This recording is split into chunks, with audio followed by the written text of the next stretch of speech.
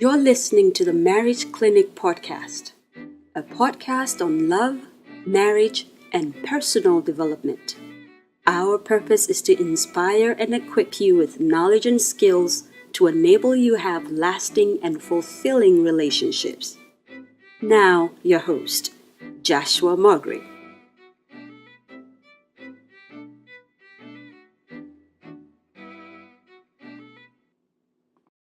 Welcome. It's another Thursday evening in Ghana, West Africa, and you could be listening to it at any other time. You probably may even be listening to this like 3 years later because we are creating so much content that's going to be out there to help you be able to navigate all these things around marriage. One of the beautiful things we are going to start doing is, as we go on, we're going to be doing interviews as well. We're going to be doing panel discussions. So the marriage clinic is just starting, and you are some of the first people to be involved with some of the first few episodes. This is episode 11, and today's topic is going to blow your mind. Remember, this is a podcast on love, marriage, and personal development. Love, marriage, and personal development.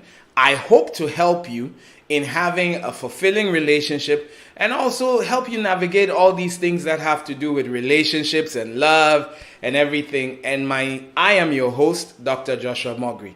Just call me Uncle Josh. Some call me Pastor Josh, some call me Uncle Josh. Whatever you are comfortable with, please go ahead and do call me. But today we are starting a 2-part series that is very important for the married folk and for the single folk.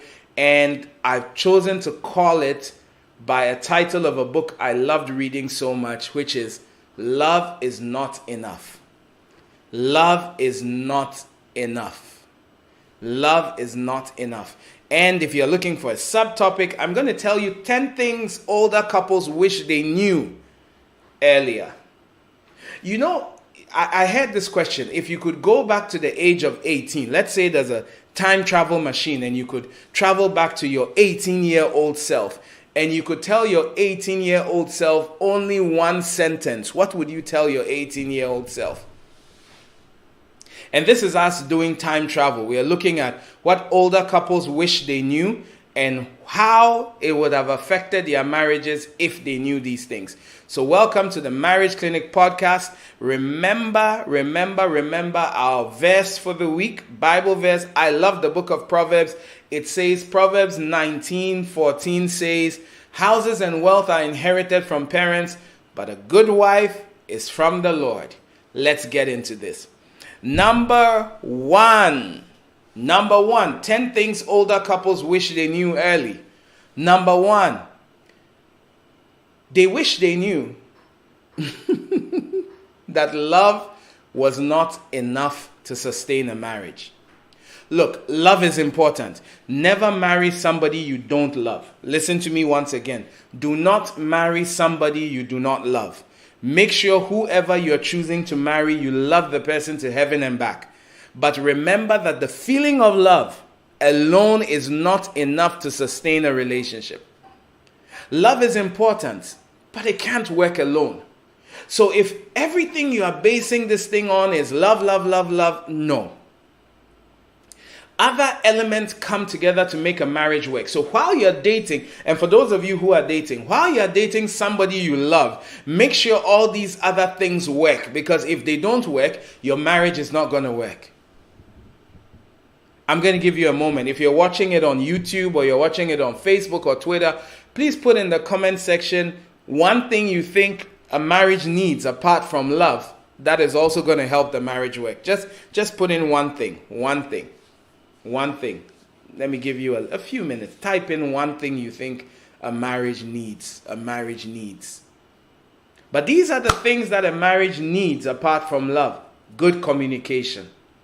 Can we talk? And when we talk, do we hear each other? Are you just talking to be heard or you are talking to be understood? Big deal. Are you talking to be heard or you are talking to be understood? So communication is so important. Do we understand each other? Another thing that marriage needs is forgiveness. Because trust me, marriage is all about forgiving. Forgiving the big things and forgiving the small things. Forgiving the fact that you turned on the light when I was asleep, and forgiving the fact that you stepped out on me and slept with someone else.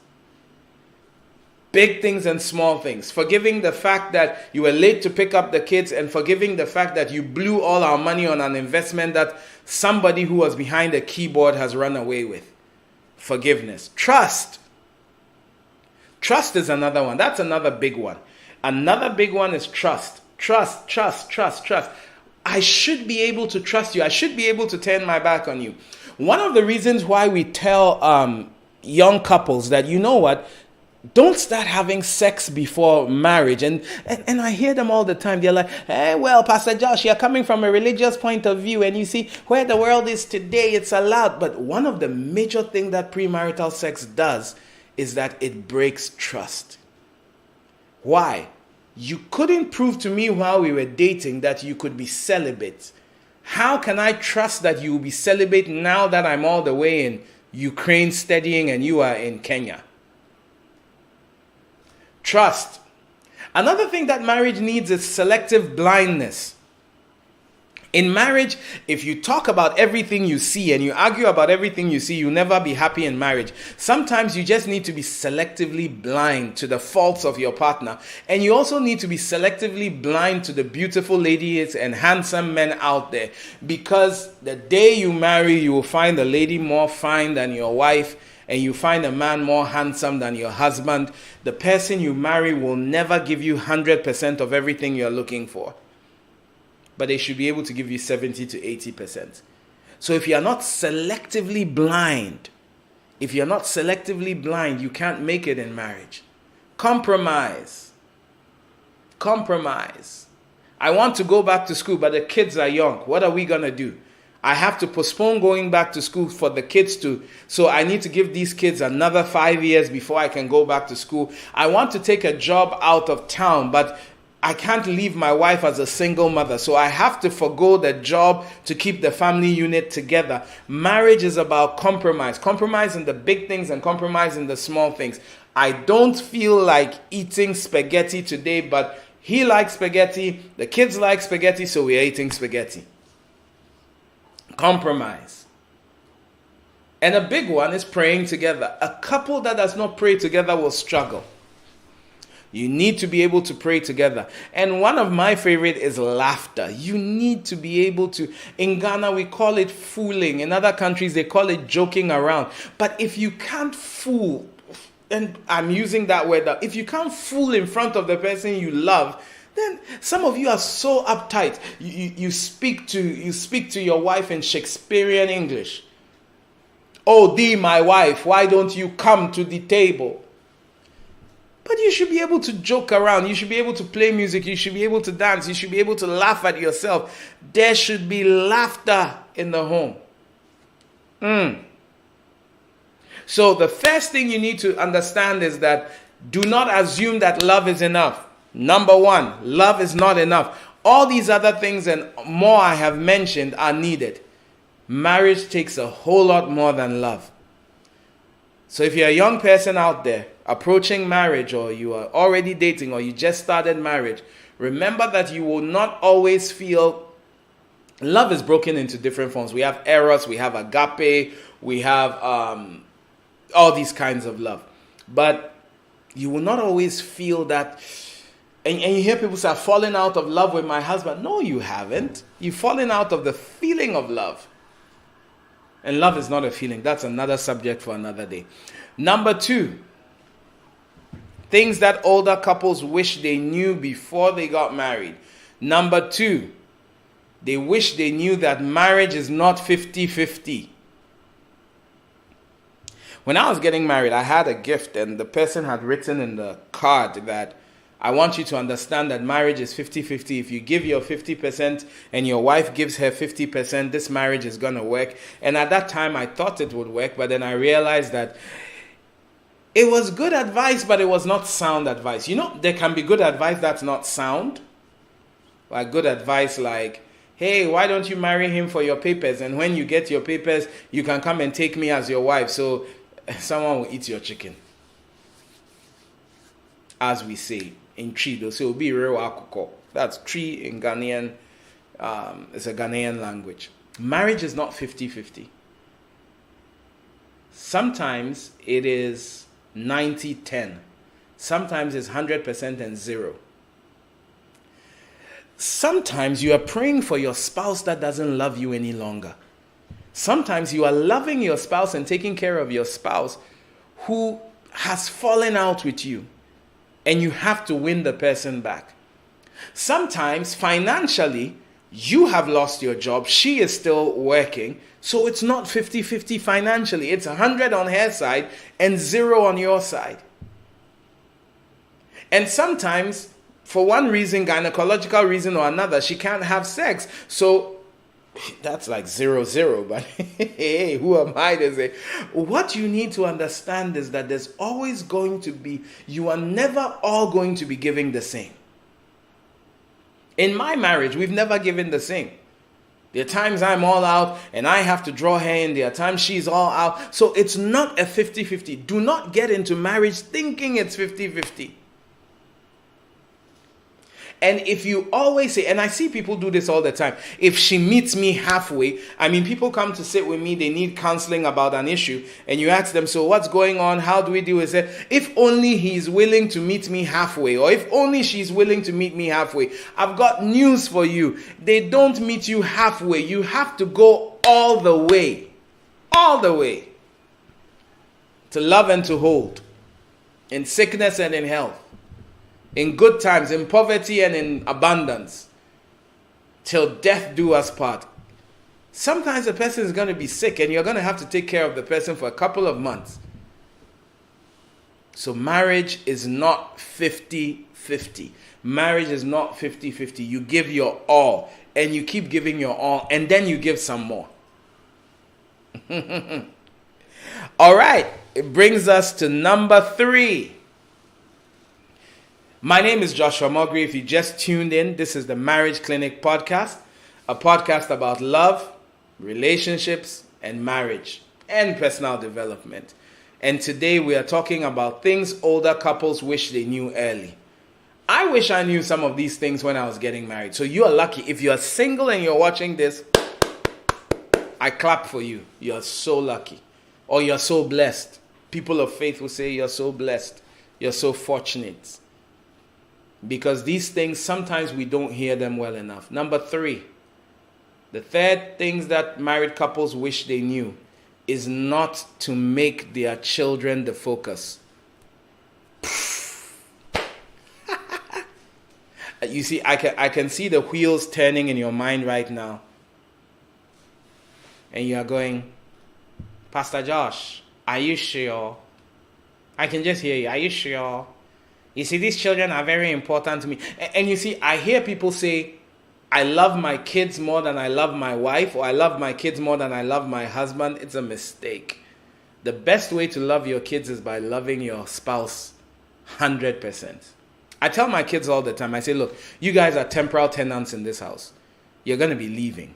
And think about it. You raise your kids when they're about 14 or 15. If you're in Ghana, they go to secondary school, boarding school.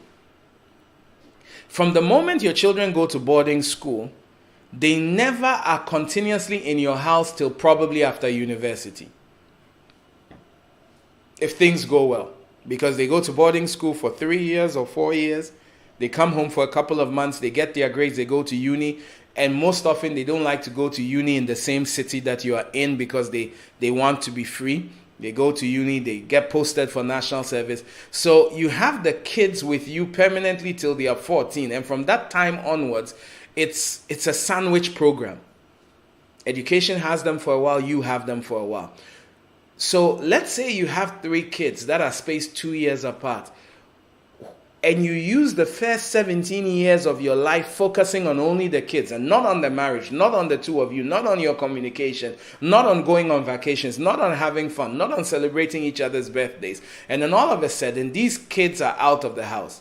First one is 14, they are out. Second one hits 14, they are out. And now you're looking at two strangers because everything you did in the marriage revolved around the children. Wake up in the morning, you come home from work, what conversations are you having? It's about the children. In the morning, it's about the children. So you are now two strangers who are co-parenting. Don't make the children the focus of the marriage. Make your spouse the focus of the marriage. Marriage is a union between a man and a woman, period. If they have children, it's an added blessing. Remember that children are a lovely addition, but not a critical addition for a marriage to work. Boom, I just set someone free. Children are a lovely addition to a marriage, but they are not a critical addition. What does it mean? They make it beautiful, but they are not necessary for the marriage to succeed. Let's use an example. Do you know you could have a plane without seats? And you can have a plane without a washroom, but you can't have a plane without an engine. So you need to remember that. And remember, they are temporal tenants. They're going to leave. They will leave. Some of them can't wait to leave. Can you remember how quickly you wanted to leave the house? And how you always used to imagine having your own place. Your kids will think the same one day. Number 4, running out of time. But we come to number 4. Now let me sit back and talk about this one like a boss. Right? The 4th thing they wish they knew is that avoiding problems does not solve problems. Avoiding problems does not solve problems. I was in a leadership coaching program, and one of the things that was said that stuck with me is that anything that is going on in an organization you don't like is there either because you didn't address it or because you allowed it. You didn't address it or you allowed it. Whenever there's a problem in the marriage, it will persist until you address it or deny it opportunity to work in the marriage. So whenever there's a problem, just saying, ignoring the problem and pretending the problem doesn't exist does not make the problem go away. It just makes the problem get worse. Let me give you an example. Let's say you got injured. You got a cut. The best thing to do is to clean up the cut, get treatment for the cut, and if possible, get a topical antibiotic or get some antibiotic shots for it to heal. If you just put a band-aid on it, plaster, or like we like to say in Ghana, you just put plaster on it and decided to ignore it, that hand may be cut off soon because it will get infected and you have to get rid of it. And we do this sometimes even with our vehicles. You're driving your car and you hear a noise, creak, creak, creak, and you just say, well, maybe if I ignore this noise long enough, the problem will solve. It doesn't get solved. That's the same thing about marriage. If there's a problem in the marriage, and I hear people, I sit with people when I'm counseling and say, I don't want to fight in the marriage. Keep fighting till the issues are solved. Keep talking about them. Never come to a place where certain issues cannot be discussed. All right? A problem of how one partner treats their in-law may be ignored, but if not dealt with, will manifest itself in various passive-aggressive ways and finally cause bigger problems. So avoiding a problem does not solve the problem. Number 5, which will be our last one for this week. Number 5 is going to be our last one for this week. Couples, so we are saying what older couples wish they knew earlier, and they wish they did not underestimate the role of finances in their marriage. Look for this lady on YouTube. She does financial stuff. Suyini Salifu. Okay? In the spirit of full disclosure, she's my sister. Look for her. She does personal finances like a boss. And she puts out issues on personal finances. But this is what you need to understand. Finances are extremely important for the success of any marriage. All right? Now, some studies have shown that up to 80% of all arguments you will have in a marriage are on the area of finances. So you need to deal with financial issues. And I say this all the time. Live beneath your means. I heard someone say this, and I'll repeat to you. Don't put your children in a school that you have to speak in tongues and borrow to pay their fees. Don't live in a house that you begin to sweat when you think about the rent. Don't drive a car that when it has a problem, you have to park it for 2 months just to be able to replace a tail light. There's no reason to live beyond your means as a couple because it brings undue stress. Someone said if you can't pay for it twice, then you can't afford it. Live within your means. As a couple, couples should learn. I see young couples trying to look rich. Here's the thing about being rich. When you are rich, you don't need to tell people. Money is loud. You don't need to tell people. And money smells. Has a beautiful aroma. So if you underestimate the impact of money in a marriage, it affects the marriage. My name is Joshua Mogri. This has been the Marriage Clinic Podcast, a podcast about love, relationships, and all other things surrounding it. Please look for me on all social media platforms, Dr. Joshua Mogri on Facebook, Twitter, YouTube, LinkedIn. Please send me a connection or follow or a friend's request. Please like the content. If this really helped you, please like it. Please share it. If you shared it, that would be so great. Leave a comment. If you're listening to the audio, please leave give us a 5-star review or any other review that you can. If there are things you also don't like, please put it in the comments. The feedback you give us helps us to be able to do better by you. So grateful that you took the time. We've spent probably about 20 minutes together, and I hope this content has really blessed you and is helping you along the way. God bless you. Take care.